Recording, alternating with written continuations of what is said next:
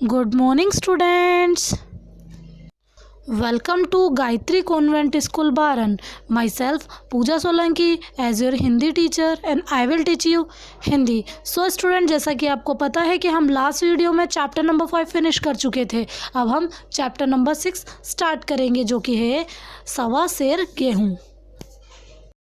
So student, let start chapter number 6। Hindi कहानी लेखन के क्षेत्र में जिन कहानीकारों का नाम बड़े आदर के साथ लिया जाता है, उनमें प्रेमचंद का नाम सर्वप्रथम आता है। वे महान उपन्यासकार और कहानीकार थे। सवा सेर गेहूँ उनके प्रतिनिधि कहानियों में से गिनी जाती है। उनमें कहानीकार ने शंकर नामक किसान के माध्यम से सामाजिक शोषण का सजीव और मर्म स्पर्शी चित्रण किया है।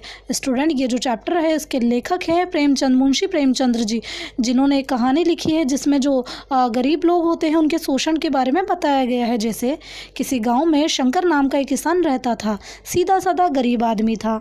अपने काम से काम, न किसी से लेना न किसी से देने में। छक्का पंजा न जानता था। छल प्रपंच की उसे छूत भी न लगी थी। ठगे जाने की चिंता न थी। ठग विद्या न जानता था। भोजन मिला खा लिया, न मिला चबेने का काट दी। चबेना भी ना मिला तो पानी पी लिया और राम का नाम लेकर सो रहा। किंतु जब कोई अतिथि द्वार पर आ जाता तो उसे वो निवृत्ति मार्ग का त्याग करना पड़ता था। विशेषकर जब कोई साधु महात्मा पदार्पण करते थे तो उसने अनिवार्यतः सांसारिकता की शरण लेनी पड़ती थी। खुद भूखा सो सकता था पर साधु को कैसे भूखा सुलाता। भगवान के भक्त जो ठहरे। स्टूडेंट, इसमें एक आदमी है जिसका नाम है शंकर, के बारे में बताया गया। वो बहुत सीधा साधा था। अगर उसे खाने को कुछ मिलता तो वो खा लेता, अगर नहीं मिलता तो वो पानी पी के सो जाता। वो छल कपट कुछ नहीं जानता था। लेकिन अगर उसके द्वार पे कोई आदमी आता था वो उसे भूखा नहीं भेजता था। एक दिन संध्या समय एक महात्मा ने आकर उसके द्वार पर डेरा जमाया। तेजस्वी मूर्ति थी, पीताम्बर गले में, जटा सिर पर, पीतल का कमंडल हाथ में, खड़ाऊ पैर में, ऐनक आँखों पर। संपूर्ण देश उन महात्माओं का सा जो रईसों के महलों में तपस्या, हवा गाड़ियों पर देवस्थानों की परिक्रमा और योग सिद्धि प्राप्त करने के लिए रुचिकर भोजन करते थे। स्टूडेंट, एक दिन एक संध्या शाम को उसके घर शंकर के घर पर एक महात्मा आते हैं जिनके सर पे जटा है, आंखों में ऐनक लगा हुआ है, हाथ में कमंडल है, पीले वस्त्र धारण किए हुए हैं। घर में जौ का आटा था वह उन्हें कैसे खिलाता। बड़ी चिंता हुई, महात्मा जी को क्या खिलाऊं। आखिर निश्चय किया कि कहीं से गेहूं का आटा उधार लाऊं, पर गांव भर में गेहूं का आटा न मिला। सौभाग्य से गांव के विप्र महाराज के यहाँ थोड़े से गेहूँ मिल गए। उनने सवा सेर गेहूँ उधार लिया और अपनी स्त्री से कहा कि इसे पीस दे। महात्मा ने भोजन किया, लंबी तान कर सोए, प्रातःकाल आशीर्वाद देकर अपनी राह ली। सर स्टूडेंट, जब वो महात्मा जो उनके द्वार पे आए उसके घर पे जौ का आटा था जो कि पंडितों को नहीं खिलाया जाता। तो वो गाँव के बाहर गए और किसी से आटा मांग कर गेहूँ मांग कर लाया 1.25 मन, और अपनी वाइफ से बोला, अपनी स्त्री से बोला कि इसे पीस दो, और उन्होंने उसे रोटी खिलाई और उसे प्रातःकाल भेज दिया, जो कि आशीर्वाद देकर चले गए हैं। विप्र महाराज साल में 2 बार खलिहानी लिया करते थे। साल में 2 बार खलिहानी लिया करते थे। शंकर ने दिल से कहा, सवा सेर गेहूँ इन्हें क्या लौटाऊं, पंसेरी के बदले कुछ ज़्यादा ही खलिहान दे दूंगा। मतलब खलिहान अपने खेत में जो होता था वो उसे दिया करता था। तो उसने सोचा कि जब मेरे खेत में कुछ होगा तो उसे एक्स्ट्रा दे दूंगा। ये भी समझ जाएंगे, मैं भी समझ जाऊंगा। चैत्र में जब विप्र जी पहुँचे तो उन्हें ढेर पंसेरी के लगभग गेहूं दे दिए और अपने ऋण समझकर उसकी कोई चर्चा न की। विप्र जी ने फिर कभी न मांगा। जो अपने गेहूं थे, जब उसका चैत्र की माह में, जब मार्च अप्रैल में जब उसके गेहूं कटे तो उसने अपने गेहूं में से उसको दे दिया। उसने सोचा कि ये इस गेहूं में से ही अपने गेहूं मान लेगा जो उसने उधार दिए हैं, और फिर उसके बाद उन्होंने कभी गेहूं की, उधार लिए गए गेहूं की कभी चर्चा की ही नहीं। 7 साल गुजर गए। विप्र जी विप्र से महाजन हुए। शंकर किसान से मंजूर हो गया। उसका छोटा भाई मंगल उससे दूर हो गया था। एक साथ रहकर दोनों किसान थे, अलग अलग होकर मजबूर हो गए। 7 साल बाद स्टूडेंट, जब दोनों भाई शंकर का भाई, छोटा भाई था मंगल, वो एक दूसरे से दूर दूर हो गए। शंकर ने चाहा कि द्वेष की आग भड़कने ना पाए, किंतु परिस्थिति ने उसे विवश कर दिया। जिस दिन अलग अलग चूल्हे जले वहाँ फूट फूट कर रोया, आज से भाई भाई शत्रु हो जाएंगे। एक रोएगा दूसरा हंसेगा, बरसेगा, एक के घर मातम होगा, दूसरे के घर गुलगुले पकेंगे। प्रेम का बंधन, खून का बंधन, दूध का बंधन आज टूट जाता है। अपने भागीरथ परिश्रम से कुल मर्यादा का वृक्ष लगाया था, उसे अपने रक्त से सींचा था, उसको जड़ से उखड़ता देखकर उसके हृदय में टूटते हुए जाते थे।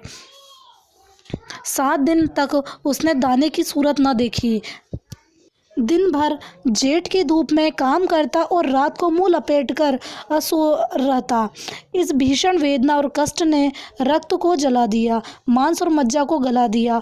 बीमार पड़ा तो महीनों खाट से न उठा। अब गुजर बसर कैसे हो? खेत 5 बीघे के आधे रह गए, एक बैल रह गया, खेती क्या खाक होती। अंत में यहाँ तक नौबत आ गई कि खेती केवल मर्यादा रक्षा का साधन मात्र रह गई।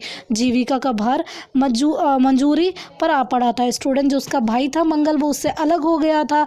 जब भाई अलग हुआ तो उसे बहुत रोना आया। बस वो चाहता था कि कभी उसके भाई उसका शत्रु ना हो, लेकिन जब अलग अलग चूल्हा जला तो वो शत्रु हो गया। उसका भाई उससे दूर हो गया, अलग खाना खाने लगा। उसने जो अपना बंधन इतने प्यार से अपने भाई के साथ बांधा हुआ था, इतने प्यार से रहता था, वो सब 1 मिनट में ही टूट गया था। और उसने इसी दुख की वजह से वो खाना उसने 7 दिन तक भोजन नहीं किया और वो भूखा रहकर वो बीमार पड़ गया, जिससे कारण उसकी जो खेती थी वो सिर्फ, क्योंकि एक ही बैल रह गया था और आधी 5 में से 2.5 बीघा ही ज़मीन रह गई थी, उसमें तो खेती होना इम्पॉसिबल, और अकेले बैल से खेती नहीं की जा सकती थी। इस तरह वहाँ सिर्फ मजदूरी करके ही काम करना पड़ा। 7 वर्ष बीत गए। एक दिन शंकर मजूरी करके लौटा तो राह में विप्र जी ने टोक कर कहा, शंकर कल आकर अपने हिसाब कर ले, तेरे यहाँ 5.5 मन गेहूँ कब से बाकी पड़े हैं और तू देने का नाम ही नहीं लेता। हजम करने का मन है क्या? इस तरह जब 7 दिन बीत गए तो उसके बाद जब वो आदमी था जिससे उसने गेहूँ लिया था उस महाजन को खिलाने के लिए, वो अचानक से उसके सामने आया कि मेरे गेहूँ कब देगा। शंकर ने चकित होकर कहा, मैंने तुमसे कब गेहूँ लिए थे जो 5.5 मन हो गए? तुम भूलते हो मेरे यहाँ किसी का न छटांक भर अनाज है, न ऐसा पैसा उधार। विप्र, इसी नियत का तो यह फल भोग रहे हो कि खाने को नहीं जुड़ता। यह कहकर विप्र जी ने उस 1.25 सेर गेहूं का जिक्र किया जो 7 वर्ष पहले शंकर को दिए थे। शंकर सुनकर अवाक रह गया। हे ईश्वर, मैंने इन्हें कितनी बार खलियान दी, इन्होंने मेरा के कौन सा काम किया? जब पोती पत्रा देखना या सगुन विचार का द्वार पर आते थे, कुछ न कुछ दक्षिणा देकर ही जाते थे। इतना स्वार्थ 1.25 सेर अनाज को अंडे की भांति सेकर आज यहाँ पिशाच खड़ा कर दिया है जो मुझे निगल ही जाएगा। इतने दिन से एक बार भी कह देते तो मैं गेहूं तोलकर दे देता। यह क्या इसी नियत से चुप साधे रहे? बोला, महाराज, नाम लेकर तो मैंने उतना अनाज नहीं दिया, पर कई बार खलियान से सेर 2-2 सेर दिए हैं। आज आप 5.5 मन मांगते हैं, मैं कहाँ से दूंगा? तो स्टूडेंट शंकर कहता है कि मैंने आपको कितनी ही बार अपने जो खलियान हुए हैं, गेहूँ हुए, उसमें से कितनी बार गेहूँ दे दिए, लेकिन आपने उसको उसमें क्यों नहीं जोड़ा? अब मैं कहाँ से लाऊंगा? तो विप्र कहता है, लेखा जोखा बख्शीश 100 तुमसे जो कुछ भी दिया होगा उसका हिसाब नहीं, चाहे एक की जगह 4 पंसेरी दे दो, तुम्हारे नाम बही में 5.5 मन लिखा हुआ है, जिससे चाहो हिसाब लगवा लो, दे दो, तुम्हारा नाम छेक दूं, नहीं तो और ही बढ़ता रहेगा। शंकर, पांडे, क्यों एक गरीब को सताते हो? मेरे खाने का ठिकाना नहीं, इतना गेहूँ किसके घर से लाऊंगा? इस तरह जो वो विप्र होता है वो बोलता है कि मेरी किताब में डायरी में लिखा हुआ है तुम्हें वो 5.25 मन गेहूँ देने होंगे। तो शंकर बोलता है कि मैं तो इतना गरीब हूँ, मैं कहाँ से गेहूँ लाऊंगा। सो स्टूडेंट, ये आपका हाफ चैप्टर फिनिश हो चुका है। बाकी का हाफ चैप्टर हम नेक्स्ट वीडियो में कंप्लीट करेंगे। Thank you and best of luck.